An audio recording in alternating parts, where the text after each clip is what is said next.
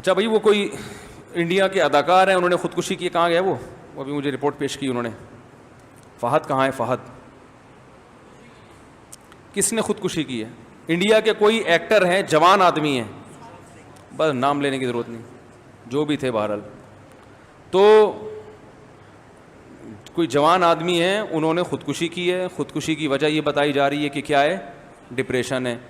تو لوگ مجھ سے ایک سوال پوچھ رہے ہیں کہ بھئی وہ مغفرت کی دعا کرنا جائز ہے یا نہیں ہے، طرز کھانا جائز ہے یا نہیں ہے.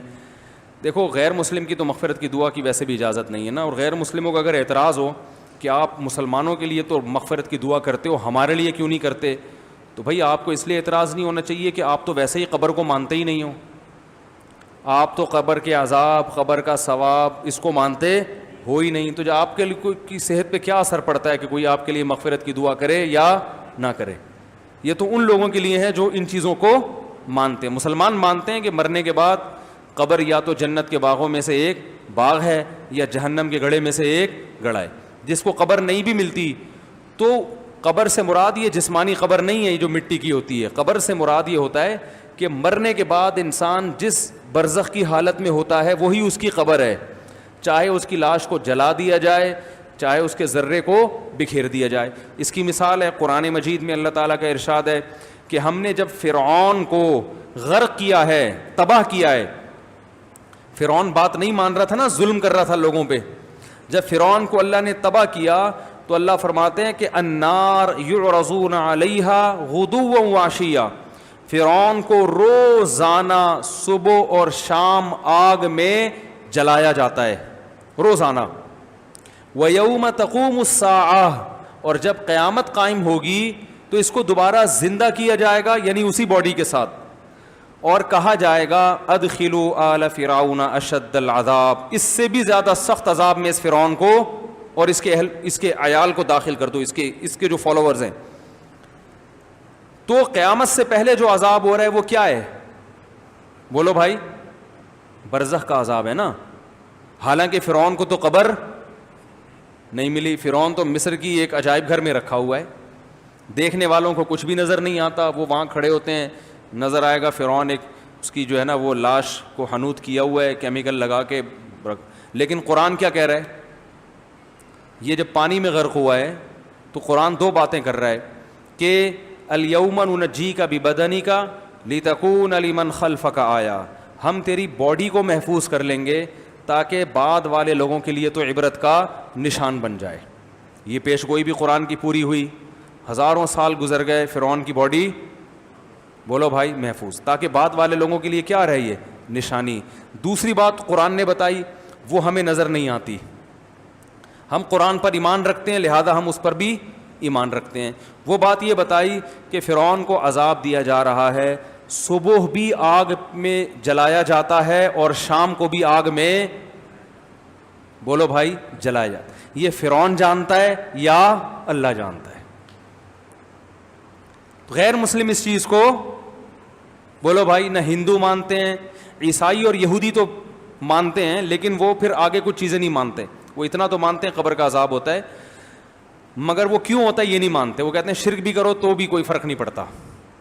وہ کہتے ہیں ہمیں نہیں ہوگا یہ عذاب، جبکہ ہم کہتے ہیں آپ کو بھی ہوگا، اس لیے کہ آپ جیسے فرعون نے اللہ کی نہیں مانی تو آپ بھی اللہ کی نہیں مان رہے. اللہ کا سب سے پہلا حکم ہے توحید. نہ اللہ نے کسی کو جنا، نہ اللہ سے کوئی جنا، نہ اللہ کو کسی نے جنا. وہ بالکل یکتا ہے. حضرت عیسیٰ کی عبادت جائز نہیں، عبادت صرف ایک اللہ کی ہوگی، صرف ایک اللہ. وہ انڈیا کی اسمبلی میں یا کہیں کسی موقع پر کسی ہندو خاتون نے تقریر کی، اس میں انہوں نے کہا یہ مسلمان جو ہے نا صرف ایک اللہ کو مانتے ہیں، لا الہ الا اللہ بولتے ہیں، صرف ایک اللہ کو مانتے ہیں. اور وہ تو مسلمانوں کی برائی میں کر رہی تھی کہ سارے خداؤں کا انکار کرتے ہیں اور ایک اللہ. وہ ایسے تقریر کر رہی تھی کہ ایمان تازہ ہو رہا تھا. ٹھیک ہے نا. ہم نے کہا یار ہم اتنی اچھی تبلیغ نہیں کرتے جتنی اچھی وہ سنا ہوگا، سب لوگوں نے کلپ دیکھا ہوگا نا. ہم سے زیادہ تو یہ تبلیغ کر رہی ہے، بار بار کہہ رہی ہے موصلے جو ہے نا صرف کس کو مانتے ہیں؟ ایک اللہ کو مانتے ہیں. پانچوں وقت اذانوں میں کہتے ہیں لا الہ الا اللہ، 5 ٹائم اذان میں کہتے ہیں لا الہ الا اللہ. مجھے جوش آ رہا تھا یار، 5 ٹائم اذان میں کہتے ہیں لا الہ الا اللہ. اور یہی تو خاندانی مذہب ہے بھائی.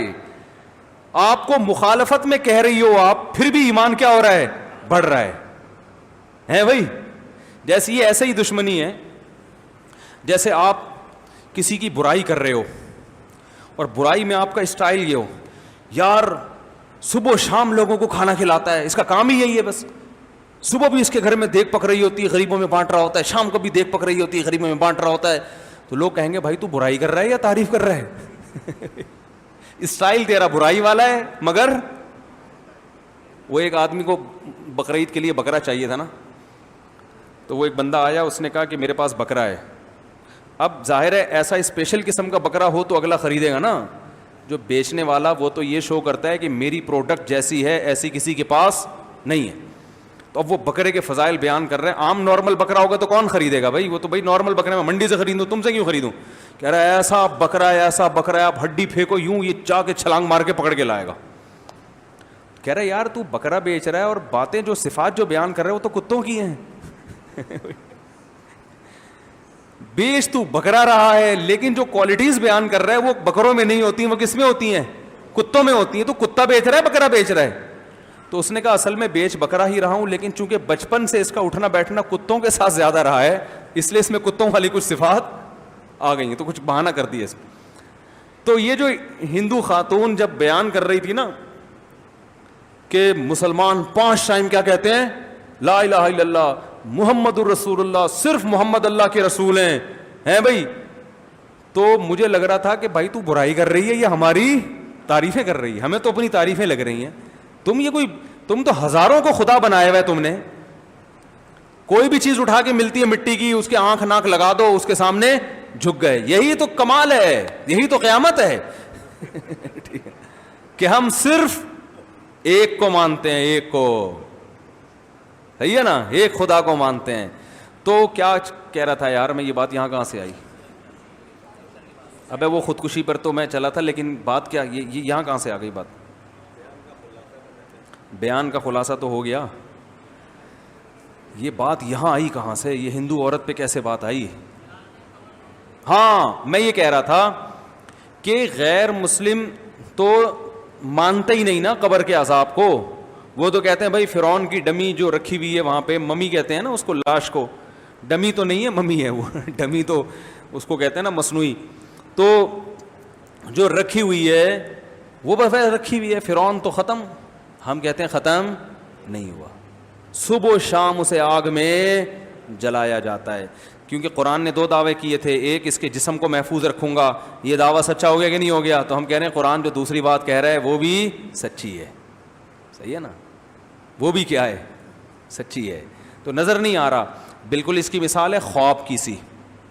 جیسے خواب میں آپ پر جو کچھ گزر رہا ہوتا ہے ساتھ والے آدمی کو پتہ نہیں ہوتا. اللہ نے موت کو بھی خواب سے تشبیہ دی ہے. اللہ یتوفی الانفس حین موتها واللتی لم تمت فی منامها. فرمایا اللہ تمہاری روحوں کو قبض کرتا ہے نیند کے وقت بھی اور موت کے وقت بھی. تو نیند کے وقت بھی ہماری روح کا باڈی سے کنیکشن کمزور ہو جاتا ہے، لیکن روح پہ جو کچھ گزرتی ہے وہ ساتھ بیٹھے ہوئے آدمی کو معلوم نہیں ہوتا. آپ تو دیکھ رہے ہیں کہ خراٹے لے کے سو رہا ہے، مگر اس پہ کیا گزر رہی ہے وہی جانتا ہے. بعض دفعہ نیند میں خوشیاں مل رہی ہوتی ہیں انسان. آپ بہت عرصے سے کوشش کر رہے تھے کہ آپ کی شادی ہو جائے، ہر جگہ سے دھکے کھا رہے تھے آپ، لوگ کتے چھوڑ دیتے آپ کے پیچھے جب آپ کہیں رشتہ لینے جاتے تھے نا. اتنا لوگوں کو دشمنی. خواب میں اچانک کتنی ہو گئیں؟ 4 ہو گئیں. ہو سکتا ہے بھائی گورنمنٹ کی طرف سے خواب دیکھنے پر کوئی پابندی نہیں ہے. لوگ مجھے بتاتے ہیں مجھے یہ خواب آیا. میں نے کہا خواب آیا ہے نا، جاگتی حالت میں تو نہیں آیا، تو خود بھی سکون سے سو جاؤ، ہمیں بھی آرام سے کرنے دو. ہم نہیں بیٹھے ہیں تمہارے خوابوں کے مطلب بتاتے نہیں بیٹھ کے.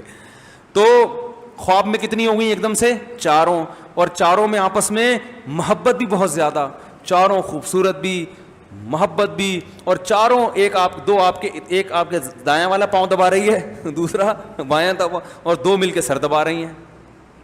آ سکتا ہے نا؟ کتنے خوش ہو گئے آپ.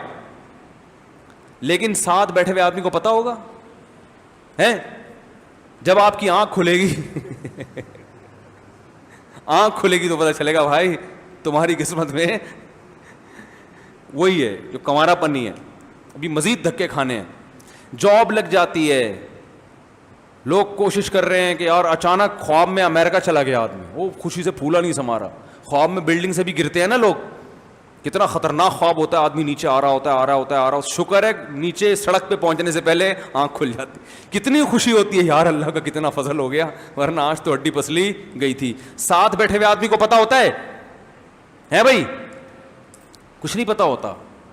تو اسی طرح اللہ نے ہمیں قرآن میں بتایا ہے کہ بھائی جب تم مر جاتے ہو تو ایک جہاں سے دوسرے جہاں میں ٹرانسفر ہوتے ہو, فنا نہیں ہوتے. فنا تمہاری باڈی ہوتی ہے, روح کبھی فنا نہیں ہوتی.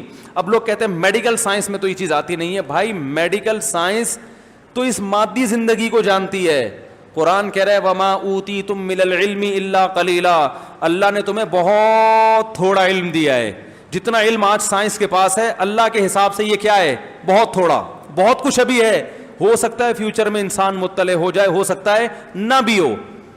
تو ہمیں اللہ نے بتایا کہ بھائی مرنے کے بعد یا تو سکون میں یا عذاب میں, یا تو مزے کی زندگی ہے یا کیا ہے, عذاب کی. تو جو مسلمان دنیا سے جائے گا اس کا یہ ایمان تھا, تو ہم اس کے لیے دعا کرتے ہیں اے اللہ اس کی کوتاہیوں کو, گناہوں کو معاف کر دے اور اسے وہاں اچھا مقام عطا فرما.